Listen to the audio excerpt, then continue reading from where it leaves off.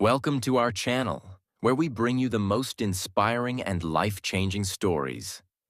Today, you are about to hear a story that is not just about success. It is about struggle, pain, determination, and the power of never giving up. This is the story of a young boy who had nothing. Not a single penny, not a comfortable home, not even enough food to eat. A boy who lost everything at a young age, who had no one to help him, and who faced hunger, loneliness, and endless hardships. But that boy did not accept his fate. That boy refused to give up. He walked for 2 years, covering a distance of 470 kilometers, with no money, no food, and no shelter. He faced storms, hunger, and exhaustion, but he never stopped. That boy later became the founder of the world's most powerful luxury brand, Louis Vuitton. How did he do it? How did a homeless, hungry boy become the creator of a billion-dollar empire? How did he turn his pain into power and his struggles into success? Everything in this story is true. Every struggle, every success, and every detail. Watch the full story to truly understand the journey from nothing to ultimate luxury. Trust me, you won't regret it. This story isn't just inspiring. It's a powerful way to improve your English. With engaging storytelling, rich vocabulary, and real-life lessons, you'll learn naturally while enjoying an incredible journey. Now let's begin from the very start. In the year 1821, in a small village called Angers, France, a baby boy was born into a poor family. His name was Louis Vuitton, but life did not welcome him with comfort or wealth. From the moment he was born, he was surrounded by hardship. His father, Xavier Vuitton, was a carpenter, a hard-working man who built furniture and small wooden structures. His mother, Coronne Gaillard, was a hat maker who spent her days sewing hats for local women. They worked day and night, yet their earnings were barely enough to buy food. Louis grew up in a tiny wooden house with a leaking roof and cold, damp floors. Winters in Angers were brutal. Snow covered the village for months, and cold winds made life even harder. There was no heating, no warm blankets, and no comfortable bed. Louis and his family had to survive with whatever they had. At a young age, he learned that life was not fair. He did not have the toys that rich children had. He did not go to school like them. Instead, he spent his childhood helping his father in carpentry, carrying heavy wooden planks, hammering nails, and cleaning sawdust from the floor. His hands were rough, his clothes were torn, and his stomach often remained empty. But Louis was different from other children in his village. Even though he was poor, even though he had nothing, he had something that others did not. A dream. Every day, travelers passed through his village. Rich men and women dressed in fine clothes, carrying large wooden trunks and suitcases. Louis would watch them with fascination. Where were they going? How far were they traveling? Who made those beautiful trunks they carried? He had never seen the world beyond his small village, but his heart longed to know more. He was curious, hungry for knowledge, and desperate for a better life. But fate was not kind to him. When Louis was just 10 years old, his mother fell sick. There were no hospitals in the village, no doctors to treat her. Day by day, her condition worsened. One morning, as the sun rose over the hills, Louis's mother took her last breath. She was gone. Louis stood by her grave, silent, unable to cry. His world had fallen apart. His father, broken by grief, became distant and cold. He no longer had the strength to take care of Louis. For the first time, Louis felt completely alone.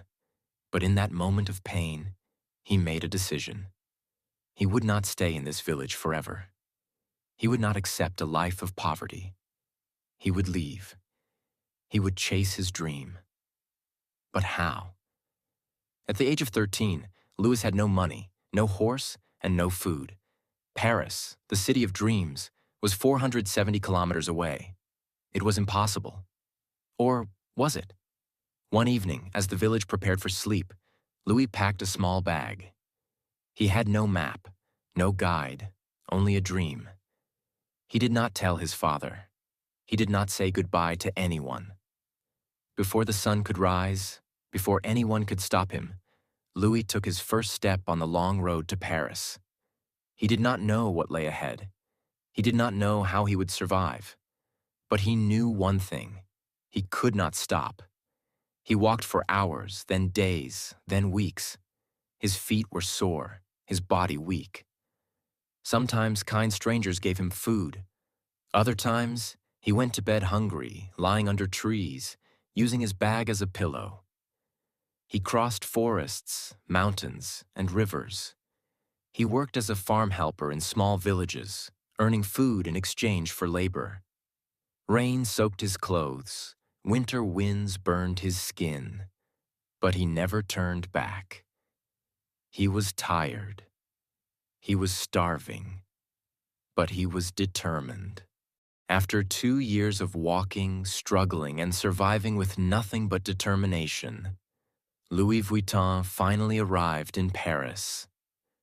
But Paris was not the magical place he had imagined. The city was massive, filled with thousands of people, carriages rushing through the streets, and markets overflowing with food and luxury goods. The air smelled of fresh bread, roasted coffee, and perfume. Things Louis had never experienced in his poor village. But there was also another side to Paris. The streets were dirty, packed with beggars, thieves, and struggling workers who barely made enough to eat. The reality was harsh. Paris was not a place that welcomed the poor. And Louis had nothing. No home, no family, no money. He stood at the edge of the city, exhausted, his clothes torn, his feet bleeding from the long journey. His stomach growled, but he had no food. For the first time in 2 years, fear crept into his heart. Where would he sleep? How would he survive? The first night in Paris was the hardest. Louis found an empty wooden cart abandoned near a bakery. He crawled inside, pulled his small bag close to his chest, and tried to sleep.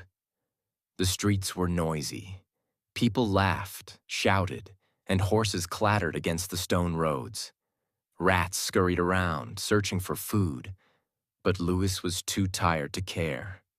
He closed his eyes, ignoring the cold wind biting his skin. The next morning, hunger forced him to wake up early.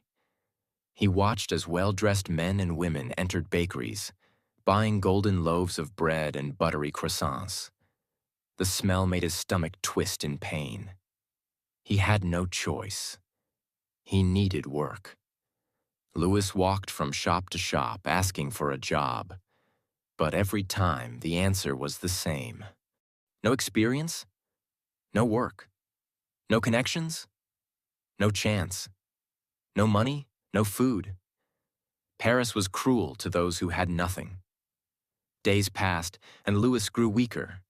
He ate scraps from the market, picking up leftover bread from the ground when no one was looking. His body ached. His clothes were dirty. He had never felt so alone. But he refused to give up. One evening, as the sun set over the city, Louis noticed a man struggling to carry a large wooden trunk into a shop. The man was sweating, his hands shaking from the weight. Without thinking, Louis ran forward and grabbed the other side of the trunk. The man looked at him in surprise but said nothing. Together, they lifted the trunk inside.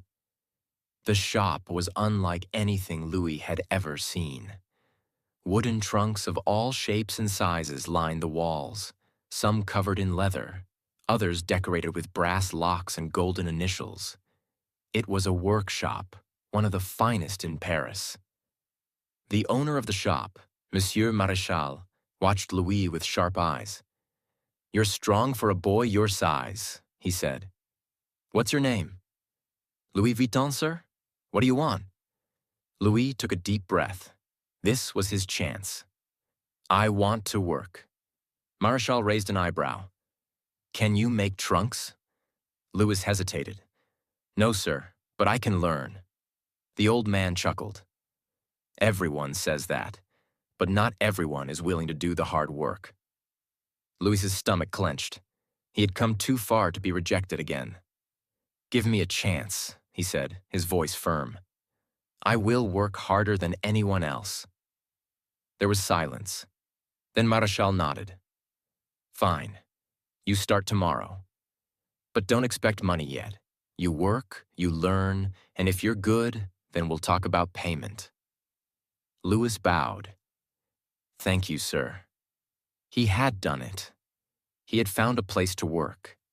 But this was only the beginning. The next morning, Louis arrived before sunrise. The workshop was freezing. The scent of fresh wood and glue filled the air. Tools were scattered across wooden tables: hammers, saws, chisels, and needles for stitching leather. Louis was assigned to sweep the floor, fetch tools, and clean up after the workers. At first, he didn't mind. He was just happy to be inside, away from the cold streets. But weeks passed, and he was still only doing basic tasks. He wanted to build. He wanted to create. One evening, after everyone had left, Louis stayed behind. He picked up a small wooden panel and began practicing. He hammered, carved, and stitched, imitating the work he had seen during the day. The next morning, Maréchal noticed the piece. He lifted it, examining the clean edges and precise stitches. "Did you make this?" he asked. Louis nodded, nervous. Maréchal didn't smile, but he didn't scold him either. "From now on, you stay after work. I'll teach you." That night, Louis worked harder than ever. He learned how to shape wood, how to select the best leather, how to stitch with perfection. He watched the master craftsmen memorizing their every move. Months turned into years. He was no longer just an apprentice. He was becoming a craftsman, and people started to notice. By the time Louis was 20 years old, his hands were no longer those of a poor village boy. They were the hands of a skilled artisan. He was faster than the other workers, more precise in his craftsmanship, and more creative with his designs. Nobles and wealthy customers began requesting him by name. "I want my trunk made by Vuitton." "That boy makes the finest trunks in Paris." His reputation grew. He was no longer just a poor worker. He was someone valuable. One day, a woman entered the shop. She was elegant, wearing a luxurious silk gown and a pearl necklace. But it was her name that changed everything. She was Empress Eugénie, the wife of Napoleon III, the ruler of France. She was not just another wealthy customer. She was royalty. Her silk gown shimmered under the golden chandeliers of the workshop. Her diamond earrings sparkled as she glanced around, unimpressed by the ordinary trunks lining the walls. But when her gaze fell upon Louis, her sharp eyes narrowed. "Are you the young craftsman they call Vuitton?" she asked, her voice smooth but commanding. Louis swallowed hard. He had worked for years, perfecting his skills, but nothing had prepared him for this moment. "Yes, Your Majesty," he replied, bowing slightly. She studied him for a moment, then turned to Monsieur Maréchal, the workshop's owner. "I need a trunk, but not just any trunk," she said. "I travel often, and my trunks are too heavy, too impractical. I want something elegant yet functional, something no one has ever seen before." Louis's mind raced. This was his chance. If he impressed the Empress, his name would spread through the entire country. But if he failed, he would lose everything. Louis had seen the problems with traditional trunks. Back then, travel trunks were bulky, round-topped, and difficult to stack. They were covered in thick leather, making them heavy and impractical. Most importantly, they were not designed for modern travel. But Louis had an idea, something that had never been done before. He stepped forward, his hands slightly trembling. "Your Majesty, what if I create a trunk that is light, elegant, and stackable?" he said. "A flat-topped trunk, covered in waterproof canvas instead of leather. It will be durable, easy to carry, and perfect for your travels." Silence filled the room.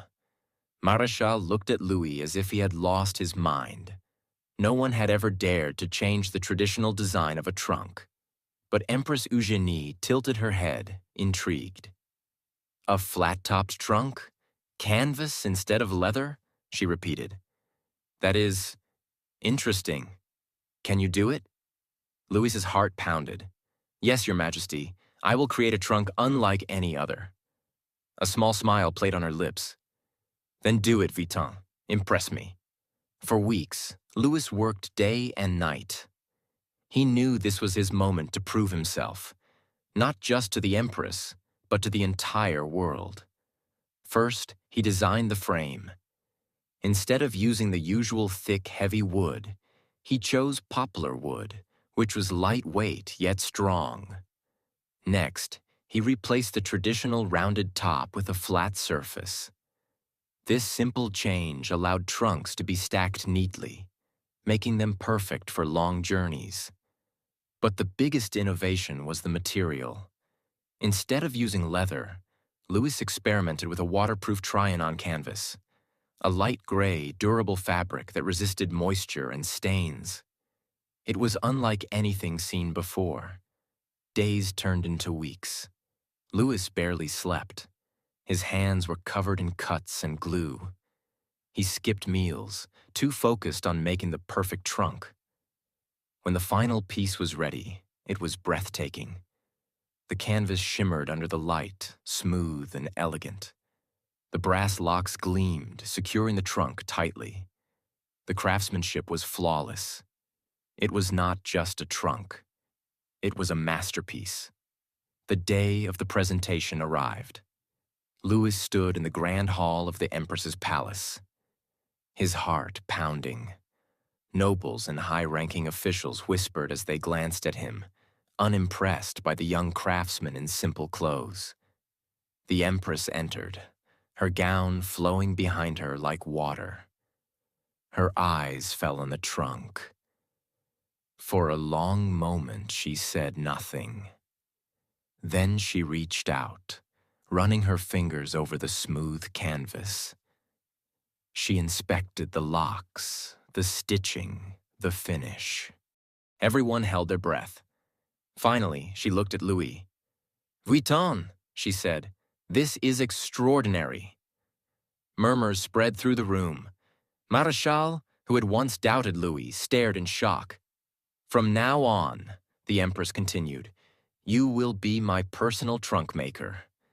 It was done. Louis had won the trust of the most powerful woman in France. And in that moment, everything changed. The Empress's endorsement was more than just an honor. It was an opportunity. Suddenly, the elite of Paris wanted Vuitton trunks. Aristocrats, politicians, and wealthy travelers all placed orders. But there was a problem. Louis was still just a worker in Marechal's shop. No matter how talented he was, he would always be under someone else's control. He needed to break free. So, after years of loyalty, Louis made the boldest decision of his life. He left the workshop and started his own business. With the little money he had saved, about $1,000 in today's value, he rented a small space in Paris. The shop was modest, with only a few tools and a single workbench, but it was his. He hung a wooden sign outside: Louis Vuitton, Maletier, trunk maker. It was official. He was no longer just a poor village boy. He was a business owner. Starting a business was not easy. The first few months were brutal. Louis had no employees, no big factory, no safety net. Every trunk he made was handcrafted by him alone. He worked from sunrise to midnight, barely stopping to eat. And then, disaster struck. A massive war broke out in France. The Franco-Prussian War. The streets of Paris turned into battlefields. Wealthy customers fled the city, factories shut down, businesses collapsed. Suddenly, no one was buying luxury goods. Louis's shop, which had been growing, now stood empty. The orders stopped. The money stopped. He was on the edge of bankruptcy. For months, he fought to keep his business alive. He sold some of his tools, cut down on materials, and worked harder than ever. But no matter how much he tried, he was running out of time. If things didn't change soon, he would lose everything he had built. Then, just when all hope seemed lost, something unexpected happened. The war ended. And when peace returned, a new era began. People wanted to travel again. They wanted style, elegance, and innovation. And they wanted Louis Vuitton trunks. Orders flooded in. His shop, which had been nearly abandoned, suddenly became the most talked-about business in Paris. But Louis didn't just rebuild, he expanded. In 1871, he opened a brand new workshop in Agnières, just outside Paris. It was 4 times bigger than his old shop. He hired workers, trained apprentices, and designed new collections. His dream was no longer just a shop. It was an empire in the making. But the world was changing fast. Luxury was no longer just for royalty. It was for the rising elite. While Louis was building his empire in the 80s, his personal life was also changing. He married Clémence Émilie Pariot, a strong and supportive woman who believed in his dreams. She was not just his wife. She was his partner. They had a son, Georges Vuitton, who later expanded the business. But success came at a cost. Louis, obsessed with perfection, spent endless nights in his workshop, barely seeing his family. He missed birthdays, gatherings, and quiet evenings, all while chasing his dream. From the very beginning, Louis understood something most businessmen didn't. If you want to create a lasting brand, you must sell to the rich. But why? The wealthy had power. They influenced fashion, trends, and the desires of society. If aristocrats and high-status travelers used Vuitton trunks, everyone else would dream of owning one too. And there was another reason. Rich customers did not argue about price. They only cared about exclusivity. Louis never tried to sell to the masses. He focused on a few elite clients who were willing to pay top dollar for something unique and handcrafted. This strategy worked like magic. Soon, not only nobles, but also bankers, businessmen, and world travelers started ordering Vuitton trunks.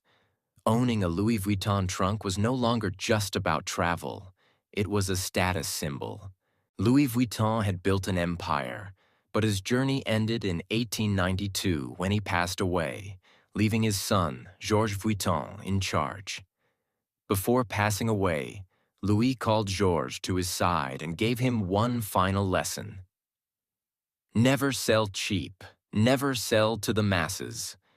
Our name must always stand for the best. If the world changes, we must change with it, but never lose what makes us special. Georges was young, ambitious, and determined to take his father's vision to new heights. He expanded Louis Vuitton beyond travel trunks, introducing handbags, cutlery bags, and luxury minibars that changed the world of high fashion. As his business grew, copycats appeared. Cheap imitations of his designs started flooding the market. Customers were being tricked into buying fake Vuitton trunks. Louis knew he had to protect his brand. He introduced the LV monogram in 1896 to stop counterfeits, making Louis Vuitton a name that only the wealthy could afford. Under Georges, the brand didn't just survive, it dominated the luxury market. But nothing lasts forever. Georges was aging. The empire was growing too big for one man. The world was changing fast. Automobiles, airplanes, and a new era of fashion were emerging. For decades, Georges had worked endlessly to expand the Louis Vuitton brand. He introduced leather handbags and accessories that became a status symbol. He opened stores internationally, making Louis Vuitton a global name. He protected the brand's exclusivity, ensuring that LV remained a luxury reserved for the elite. But in the 1930s, Georges faced his greatest challenge yet. His health began to fail. Years of stress, constant innovation, and global expansion had taken a toll on his body. By 1936, Georges Vuitton passed away, marking the end of an era. The question now was, who would continue the empire? This was when Gaston Louis Vuitton, Georges' son, stepped forward. Gaston Louis Vuitton had grown up surrounded by luxury, design, and craftsmanship. From a young age, he had watched his father expand the brand, and now it was his turn. But the world was different now. The Great Depression, 1929 to 1939, had destroyed businesses worldwide. The rise of automobiles and airplanes meant that traditional travel trunks were losing their importance. The fashion industry was changing. People wanted more than just luxury luggage. Would Louis Vuitton survive this new era? Gaston knew that if the company didn't adapt, it would die. So he made bold moves. 1. Expanding beyond travel bags. Under Gaston, Louis Vuitton introduced small leather goods, purses, and accessories. 2. Creating luxury handbags. He focused on high-end handbags that weren't just for travel but could be used in everyday fashion. 3. Innovating in design. He experimented with new styles, making Louis Vuitton more fashion-forward. But before he could push his vision further, World War II erupted, putting everything at risk. During World War II, 1939 to 1945, France was occupied by Nazi Germany. The country was in chaos, businesses were shutting down, and luxury brands were struggling to survive. Gaston Louis Vuitton had to make a choice: either close the business or find a way to keep it running. To survive, Louis Vuitton worked with the German-occupied French government. This was a controversial decision, and for years, this part of Louis Vuitton's history remained hidden. It wasn't until decades later that reports revealed the brand's ties to the Nazi government. But despite the war, Louis Vuitton survived. And when the war ended, Gaston Louis focused on rebuilding the brand's image. But this wasn't easy. After World War II, Europe was in economic ruins. The luxury market was weak, and people weren't thinking about expensive handbags or designer luggage.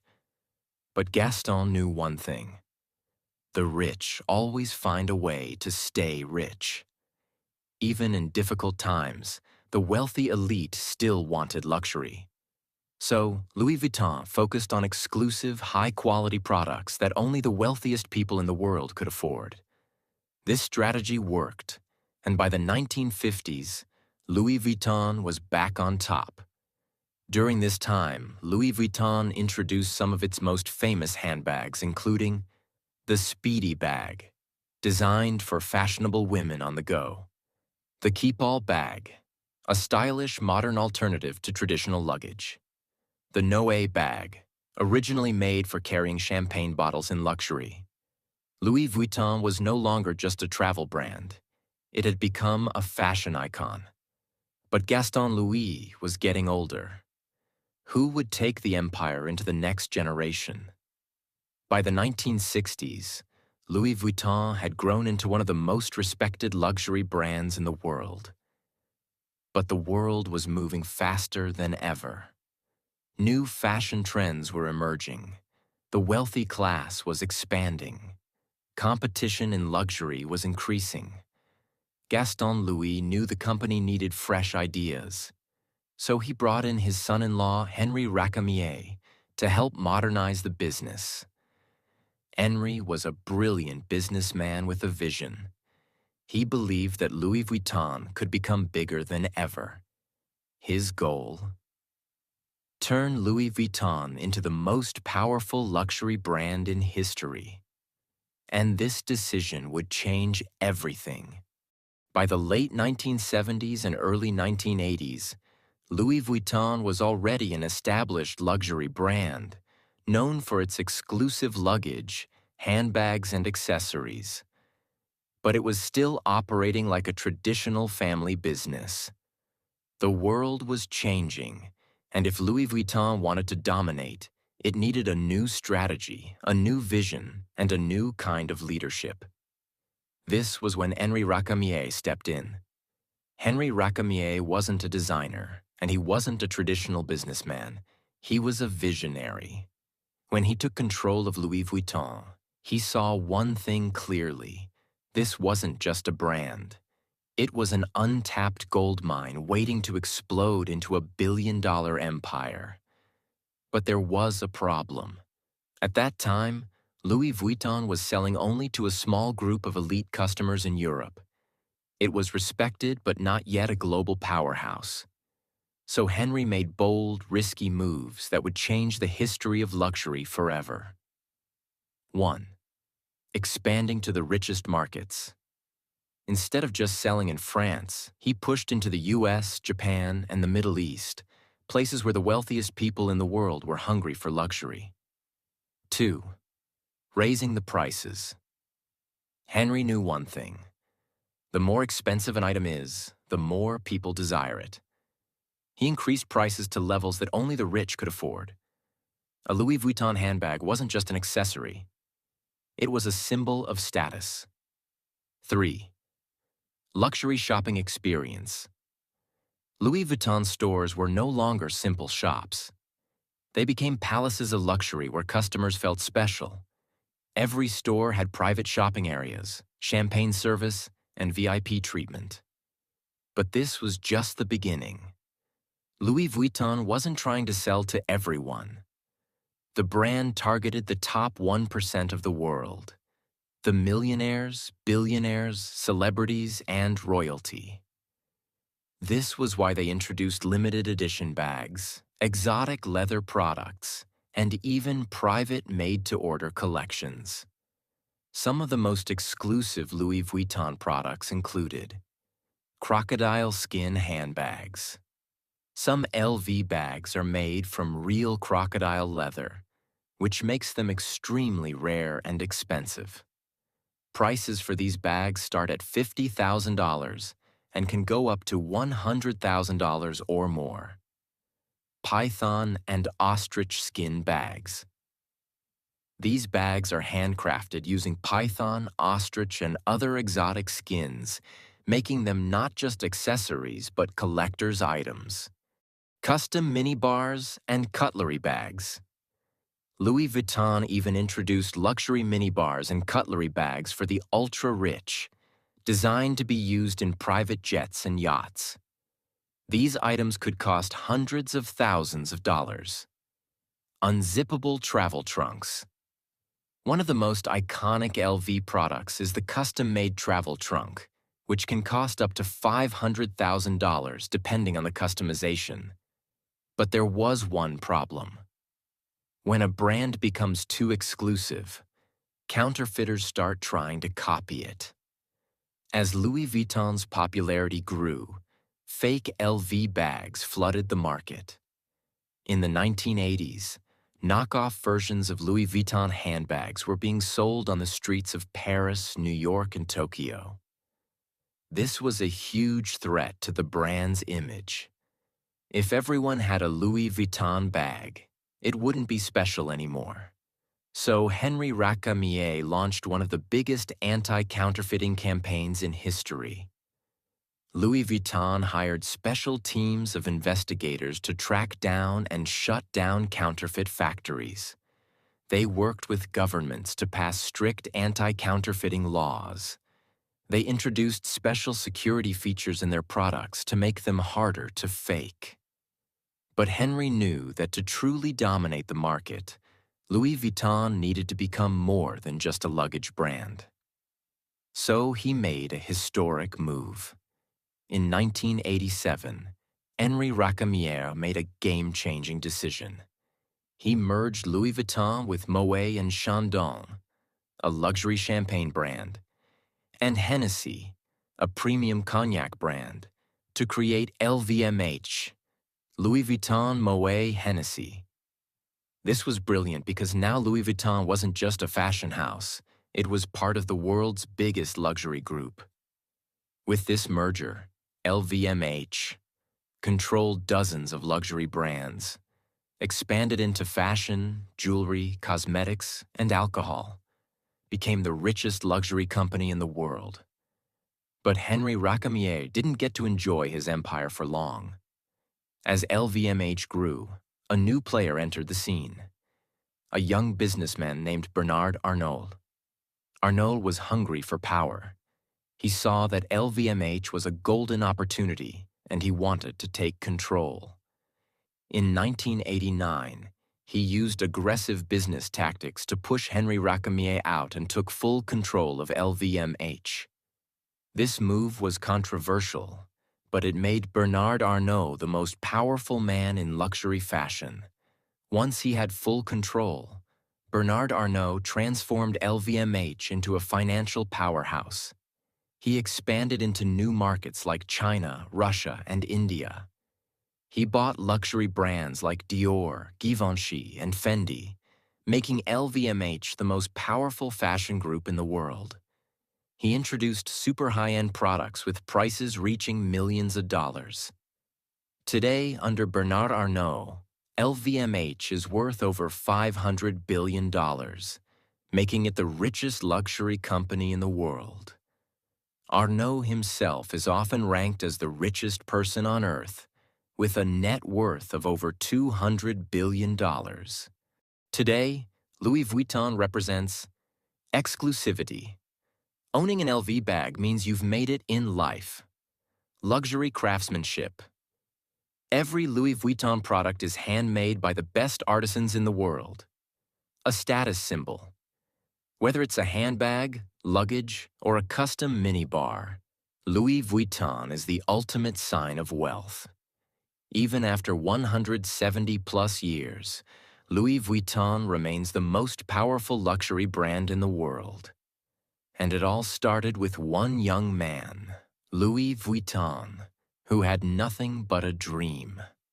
Louis Vuitton's story is a lesson in determination, vision, and risk-taking. From a poor boy in a small village to the biggest luxury empire in the world, Louis Vuitton proves that hard work and innovation can change everything. Every step, from handcrafting trunks to creating billion-dollar handbags, was built on excellence and exclusivity. And even after wars, economic crises, and battles for control, Louis Vuitton has stood the test of time. This is more than a brand, it's a legacy.